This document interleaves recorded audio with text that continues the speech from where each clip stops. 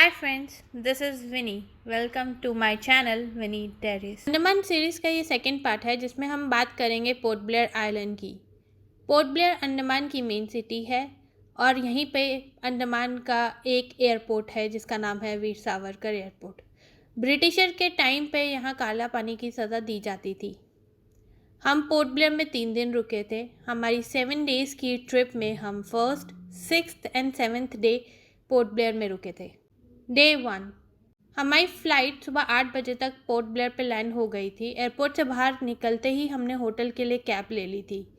Cab का cost आपको 100 to 300 rupees के बीच में आएगा। पोर्ट ब्लेयर में किसी भी एक टूरिस्ट स्पॉट से दूसरे स्पॉट जाने तक का फिक्स्ड प्राइस है, that is 300 rupees for cab.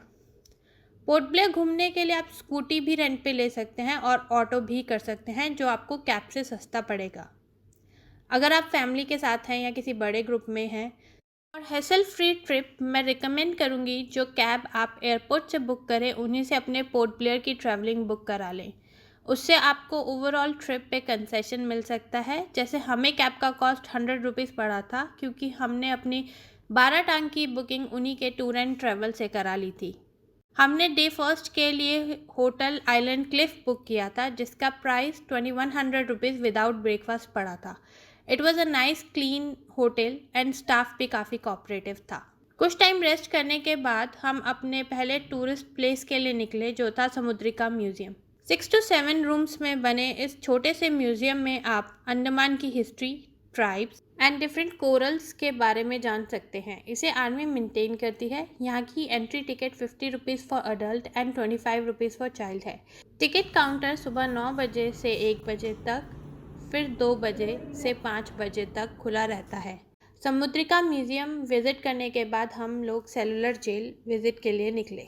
Jail visit करने के टाइमिंग सुबह 9:30 बजे से 12:30 बजे और लंच ब्रेक के बाद 1:30 बजे से 5 बजे तक का है जिसकी एंट्री फ़ीस 30 रुपीज़ है। ब्रिटिशर के टाइम पे सेलुलर जेल्स में उन फ्रीडम फाइटर्स को रखा जाता था जिन्हें काला पानी की सज़ा दी जाती थी। इस जेल की कंस्ट्रक्शन 1896 में शुरू हुई और 1906 में ख़त्म। इस जेल में 7 विंग्स हैं जिसके सेंटर में एक टावर निगरानी के लिए बनाया गया। यहाँ टोटल 693 कमरे हैं। सारे कमरे एक जैसे थे जिनकी लंबाई 13.5 फीट, चौड़ाई 7.5 फीट और ऊंचाई 10 फीट थी। इन कमरों में वेंटिलेशन के लिए एक खिड़की दी थी जो बहुत ही ऊपर थी जिससे क्रांतिकारी बाहर ना देख पाए। एक कमरे में एक ही क्रांतिकारी को रखा जाता था। इन सेल्स के लॉक को इस तरह डिज़ाइन किया गया था कि कोई भी उन तक पहुंच ना पाए। यहाँ पे क्रांतिकारियों को कोकोनट ऑयल निकालने का काम दिया जाता था। उन्हें बैलों की तरह बांध दिया जाता और जो भी ये काम नहीं कर पाता उन्हें सज़ा का सामना करना पड़ता था। 1939 में इस जेल को प्रिजनर्स के लिए बंद कर दिया गया था।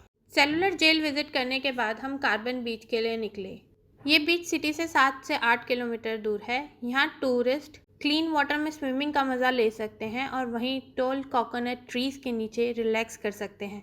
यहाँ वाटर एक्टिविटीज़ भी होती हैं जैसे कि scuba diving, snorkelling, jet ski और बहुत। सिटी से दूर होने की वजह से अंधेरा होने के बाद वहाँ ऑटो और कोई व्हीकल मिलना मुश्किल है। अगर आप अपने व्हीकल से जा रहे हैं तो आपको रिटर्निंग में कोई मुश्किल नहीं होगी, बट अगर आप ऑटो से आए हैं तो मैं रिकमेंड करूँगी कि आप अंधेरा होने से पहले निकल लें। बीच से निकलने के बाद हम फिर से सेलुलर जेल गए for light and sound show से पहले हमने पास ही के होटल से डिनर कर लिया था। शो फिनिश्ड होते ही we took auto back for hotel. Port Blair में घूमने के लिए और भी प्लेसेस हैं जैसे चिड़िया टापू। ड्यू टू टाइम रिस्ट्रिक्शन हमने ये स्पॉट स्किप कर दिए थे। अगर आपके पास टाइम हो तो मैं सजेस्ट करूँगी कि आप ये प्लेसेस भी विज़िट करें। नेक्स्ट मॉर्निंग हम हैवलॉक के लिए निकल गए जहाँ हमारा स्टे 3 दिन का था और 1 दिन नील आइलैंड का। नील आइलैंड से हम 6th डे पोर्ट ब्लेयर वापस आ गए थे। पोर्ट ब्लेयर हम 1 बजे तक पहुँचे। जेटी के बाहर से हमने होटल सॉल्ट लाइफ के लिए कैब ले ली थी। इस होटल में हमने सी व्यू रूम बुक किया था जिसका प्राइस था 4200 पर नाइट। होटल के रूम बहुत ही साफ थे और इनका स्टाफ भी कोऑपरेटिव था। They have good options for breakfast, इसलिए डिनर हमें आसपास के रेस्टोरेंट से ऑर्डर करना पड़ा। होटल पे लगेज ड्रॉप करने के बाद हम रॉस आइलैंड के लिए निकले। रॉस आइलैंड का नाम कैप्टन डैनियल रॉस के नाम पे रखा गया था जिसे अब चेंज करके नेताजी सुभाष चंद्र बोस द्वीप कर दिया गया है। इस आइलैंड पे ब्रिटिशर का एडमिनिस्ट्रेटिव क्वार्टर हुआ करता था। बाद में जैपनीज़ ने इन्हें एज अ बंकर भी यूज़ किया था। रॉस आइलैंड जाने के लिए आपको मरीन पार्क से वाटर फेरी मिल जाएगी, जिसका टाइम सुबह 7 बजे से शाम 3 बजे तक ही होता है। जो फेरी आपको रॉस आइलैंड लेकर जाती है, वही फेरी आपको पोर्ट ब्लेयर भी वापस ड्रॉप कर देती है। मरीन पार्क से आप Ross and North Bay Island दोनों कवर कर सकते हैं। जहां रॉस आइलैंड पे आप हिस्ट्री जान सकते हैं, वहीं नॉर्थ बे आइलैंड पे आप वाटर एक्टिविटीज़ का मज़ा ले सकते हैं। हमने हैवलॉक में वाटर एक्टिविटीज़ कर ली थी, इसलिए we only visited Ross Island. इसका टोटल कॉस्ट हमें 300 रुपीज़ पड़ा था। रॉस आइलैंड विजिट करने के बाद हम वहाँ की लोकल मार्केट जो घंटा चौक पे है पे शॉपिंग करने चले गए थे। नेक्स्ट डे हम बाराटांग आइलैंड के लिए निकले। बाराटांग आइलैंड के लिए आपको गवर्नमेंट परमिट लेना होता है, जो लोकल ट्रेवल्स अरेंज करा देते हैं, जिसके लिए आपको आधार कार्ड की ज़रूरत पड़ेगी। ये परमिट एक दिन पहले लेना होता है। पोर्ट ब्लेयर से बाराटांग जाने के लिए सुबह 4:30 बजे निकलना पड़ता है, क्योंकि बाराटांग आइलैंड पहुंचने में 3 से 4 घंटे लगते हैं। बाराटांग आइलैंड तक की जर्नी बहुत ही खूबसूरत है। बीच में जिराटांग रिजर्व फॉरेस्ट पड़ता है, जिसके चलते वहाँ पे एक पुलिस चौकी है, जिसे के थ्रू रास्ते को दिन में 4 बार ही खोला जाता है। वहाँ से सारी कैब्स एक साथ जाती हैं with police vehicle for safety and security of tribes and tourist. Jiratang reserve forest की रोड ट्रिप में फ़ोटो एंड वीडियो शूट करना मना है। फॉरेस्ट पास करने के बाद आपको गवर्नमेंट फेरी लेनी होगी, जो बाराटांग आइलैंड पे आपको ड्रॉप कर देगी, जहाँ से आपको लाइम केव के लिए वाटर बोट्स मिल जाएंगी।